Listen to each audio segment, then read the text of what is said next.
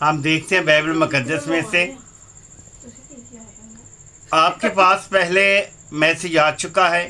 पौलुस रसूल ने बताया है कि खमीरी रोटी का आप खाना बंद कर दें। खमीरी रोटी जो है, जैसे कि बताया गया था, थोड़ा सा खमीर सारे गूंधे हुए आटे को ख़राब कर देता है। मेरे भाइयों और बहनों, हमने खुदाम के ज़िंदा कलाम में से देखना है।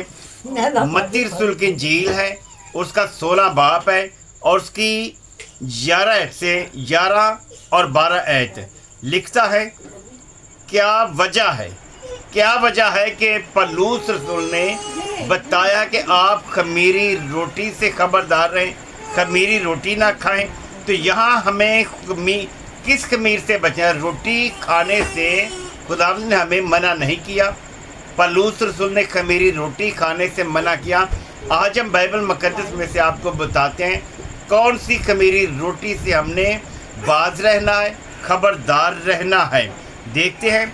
कहता है, क्या वजह है कि तुम ये नहीं समझते कि मैंने तुमसे रोटी की बाबत नहीं कहा?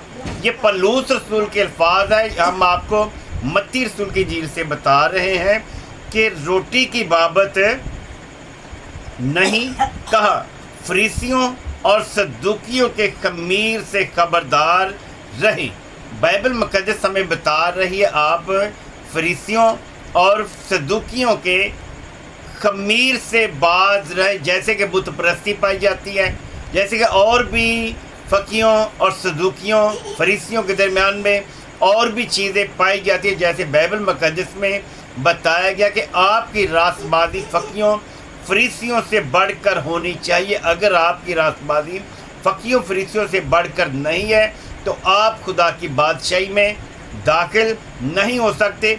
16 बाब की 6 आयत जब आप देखते हैं तो उसमें लिखा है, यीशु ने उनसे कहा। फिर आपके पास आयत आ चुकी है। यीशु ने उनसे कहा, खबरदार, फरीसियों और सदूकियों के खमीर से होशियार रहना।